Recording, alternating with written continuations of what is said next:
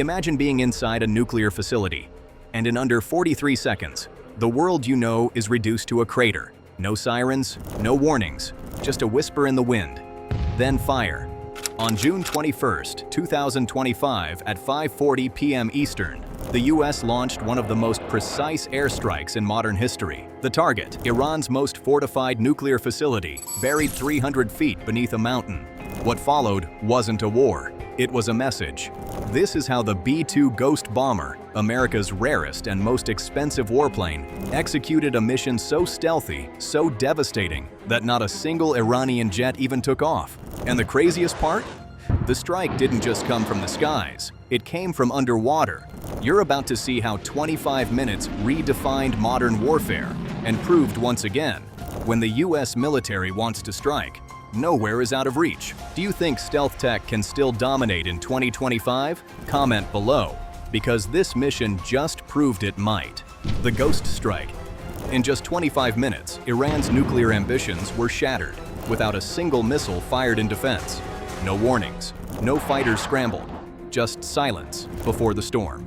At exactly 5:40 p.m. Eastern, a 30,000-pound bomb sliced through the Iranian night sky at over 700 miles per hour. Just 43 seconds later, it hit its target. Fordow, Iran's most heavily fortified nuclear facility, buried beneath nearly 300 feet of rock and reinforced concrete. Fordow was built to survive anything, but on that day, it met the GBU-57 Massive Ordnance Penetrator, a bomb designed to break through deep bunkers. The result? A facility once thought untouchable was reduced to rubble. But the real story isn't just the bomb, it's how it got there. 18 hours before the strike, ground crews at Whiteman Air Force Base in Missouri worked around the clock, preparing the B-2 Spirit, also known as the Ghost Bomber. Only 19 exist. Each costs over $2.1 billion, making it one of the most expensive and advanced aircraft ever built. Quieter than conventional jets, radar evading, and nearly invisible from the sky. 14 bunker-busting bombs were loaded, fuel tanks filled with 180,000 pounds of JP-8, and radar systems activated in full stealth mode. At 12:01 a.m., the first B-2 lifted off. The takeoff was low and flat, designed to minimize infrared detection. But here's where it gets interesting. Not all B-2s headed for Iran. While 7 ghosted east, another group flew west, right into the view of Russian and Chinese satellites. It was a deliberate decoy. While foreign intelligence scrambled to understand what the US was doing in the Pacific, the real strike team was slipping silently toward the Middle East. There was one major obstacle: fuel. The B-2's range, even with added tanks, wouldn't cover the full round trip to Iran. The solution? 3 mid-air refueling operations. The first happened over the mid-Atlantic at 4 a.m. In total darkness, a KC-135 tanker extended its boom to connect with the B-2, both aircraft flying at 400 knots. It was like threading a needle on a roller coaster in a blackout. One wrong move, and the billion-dollar mission would be over. But each refueling went perfectly. By 3:30 p.m., after over 15 hours in the air, the B-2s neared Iraqi airspace. Suddenly, 4 F-22 Raptors appeared in formation. Their radar systems scanned 200 miles ahead, clearing the skies. Behind them, 8 F-35s followed close, forming an invisible wall of protection. Iran's Air Force, though capable, was completely outmatched. The captain whispered, "We're green." That was the last sound before 30 missiles vanished into the black. At 6:39 p.m. local time, the lead B-2 began its final approach. The GPS-guided targeting system synced with multiple satellites to deliver accuracy within just 5 feet. The bay doors opened, a rotary launcher spun into position, and then, release. The GBU-57 was on its way. Iran's most advanced air defense systems, like the S-300 or Bavar 373, are designed to spot incoming threats from hundreds of kilometers away. But the B-2's radar signature is smaller than a bird. Even if detected, by the time a missile was launched, it would be too late. By the time Iran realized what had happened, Fordow was no longer a nuclear facility. It was a crater. But Fordow wasn't the only target. Hundreds of miles away, beneath the black waters of the Gulf, the second wave was waiting: submarine support. Deep beneath the surface of the Persian Gulf, a U.S. Navy submarine sits in silence. In the control room, the captain of what is most likely the USS Georgia watches a digital countdown tick away. This isn't just any submarine. Georgia is in a class of her own. Originally built as part of the Ohio-class fleet, the Georgia was designed to carry nuclear-tipped Trident missiles. But after a $700 million transformation, she became something even more formidable, a guided missile submarine, or SSGN. Where she once held 24 ballistic missiles, she now carries 154 Tomahawk land attack missiles, making her one of the most heavily armed strike platforms on the planet. The missiles she carries, Block 5 Tomahawks, represent 4 decades of precision strike evolution. Each one costs $2 million, carries a 1,000-pound warhead, and can fly over 1,500 miles, hitting targets with pinpoint accuracy, measured in inches, not yards. But even this high-tech monster has its vulnerabilities. As Georgia hovers at periscope depth, about 60 feet below the surface, part of her mast peaks above water. It's the AN/BBS-1 photonics mast, a modern version of the old-school periscope. Although it's designed to be stealthy, it still creates a tiny radar return. A sharp-eyed radar operator might spot it if they're looking in the right place. The Iranians aren't. Their coastal radar systems are pointed toward the shallow, crowded shipping lanes of the Persian Gulf. But Georgia isn't there. She's lurking in deeper, quieter waters, the kind that radar rarely watches, and where submarines thrive in silence. The thermocline, a natural sonar shield where warm and cold waters meet, hides submarines like a magician's curtain. But launching missiles from underwater isn't as simple as pushing a button. Each Tomahawk is sealed inside a canister filled with high-pressure gas. When the launch order comes through, an explosive charge cracks the canister open, and the missile is blasted out, not with fire, but with gas, like a cork popping from a champagne bottle.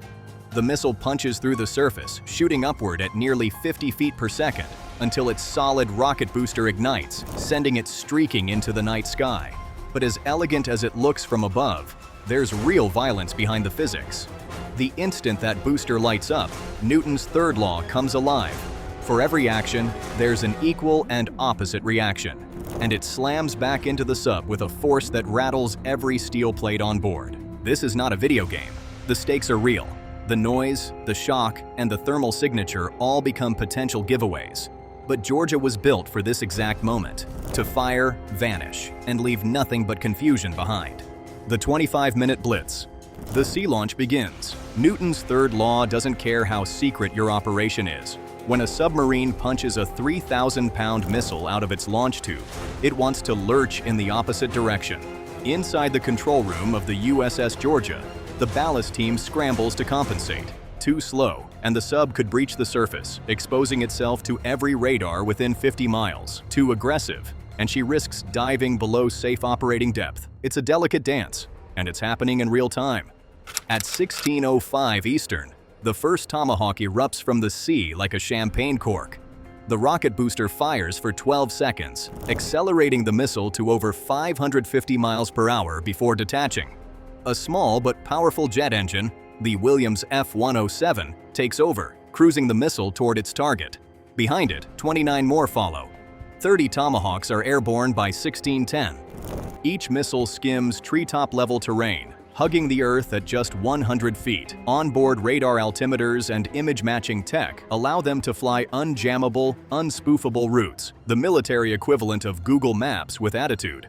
Their destination, Isfahan, deep in Iranian territory. Flight time, 127 minutes. That's no accident. It's time to strike 30 minutes before the B-2 bombers arrive. A softening blow, not just to the defenses, but to the defenders' nerves. The captain of Georgia watches as the blue triangles disappear from his screen. His part in Operation Midnight Hammer is done, but the battle has only just begun. Each missile isn't just a weapon. Thanks to its Block 5 upgrade, it's also a scout. Real-time satellite data links send back images of targets and impacts, feeding intelligence to commanders before the stealth bombers even cross into enemy airspace. As Georgia sinks back beneath the thermocline, 30 American-made cruise missiles are rewriting military playbooks. But that's only the first punch. As the sun sets, silence falls over Iran's airwaves. Military frequencies, once buzzing with commands, go dead. Even cell phone networks start glitching near nuclear sites. It's not a coincidence. It's the storm before the storm. High above, USF-22 Raptors are scanning for any signs of Iranian resistance. But the skies remain empty. Iranian pilots grounded. Down below, Super Hornets armed with anti-radiation missiles circle in their assigned zones, ready to strike if a single radar dares light up. Meanwhile, F-35s are mapping out every remaining radar and missile site in real time, feeding critical intel for what's coming next. At exactly 5:39 p.m. Eastern, the B-2 Spirits make their move. Everything has been leading up to this moment. A secure, silent corridor, 50 miles wide and 200 miles deep, has been carved out of Iranian airspace. No missiles, no radar locks, no enemy jets. Just the ghostly silhouette of stealth bombers cruising in unchallenged. 5:40 p.m. The bay doors of the lead B-2 Spirit creak open. The weapon inside? A GBU-57 Massive Ordnance Penetrator, MOP, a 30,000-pound monster made of tank-grade steel and packed with high explosives. As it drops, the aircraft jolts from the sudden loss in weight. GPS systems lock in, tail fins deploy, then gravity takes over. In just 43 seconds, that MOP strikes Iran's deeply buried Fordow enrichment facility. The impact alone causes a 2.3 magnitude earthquake. But it doesn't explode right away. Instead, it drills 180 feet underground, smashing through concrete and granite. Then, boom! The warhead detonates, sending shockwaves that pulverize everything in a 30-foot wide cavern. What was once reinforced to survive nuclear war simply crumbles under 100,000 psi of pressure. But one MOP isn't enough. 12 are launched in total, each one calculated to deliver overlapping shockwaves, using the mountain's own structure against itself. It's not just a bombing run, it's a masterclass in bunker-busting physics. Meanwhile, at Natanz, another nuclear site, only 2 MOPs are needed. The site's not as deep, but precision is still critical. Dropping them too close would ruin the effectiveness. Blast waves can cancel each other out if poorly timed. As these bunker busters do their underground work, 154 Tomahawk cruise missiles, launched 2 hours earlier from the USS Georgia, enter their final phase. Their onboard cameras lock onto preloaded images of Iran's Isfahan facility. Flying low and fast, they skim the terrain like steel birds of prey. Inside Isfahan, night shift workers hear a faint whining sound, the F-107 turbofan engines. But it's already too late. The Tomahawks are just seconds from impact. Iran's Tor M1 defense systems try to lock on, but fail. The jammers have done their job. 7:05 p.m. Eastern, the first missile hits the uranium hexafluoride storage building. The explosion is catastrophic, not just destroying the structure, but turning hazardous materials into a toxic cloud, rendering the entire site useless. The next 29 missiles land in under a minute, surgically targeting buildings mapped over years of reconnaissance. There's no randomness. Every hit is by design. By the time the B-2s turn back for home, they still have 180,000 pounds of fuel left, enough to meet up with refueling tankers. Behind them, 3 nuclear facilities are in ruins. The entire mission? 25 minutes on target. 0 losses. Not a single missile fired in defense. Not one Iranian fighter left the runway. In less than half an hour, America didn't just strike Iran's nuclear program. It erased it. Decades of research, development, and defiance, gone in the blink of an eye. Fordow was built to survive nuclear war. It couldn't survive the future of war. If that blew your mind, hit like, drop a comment, and subscribe for more real-world military takedowns, explained like never before.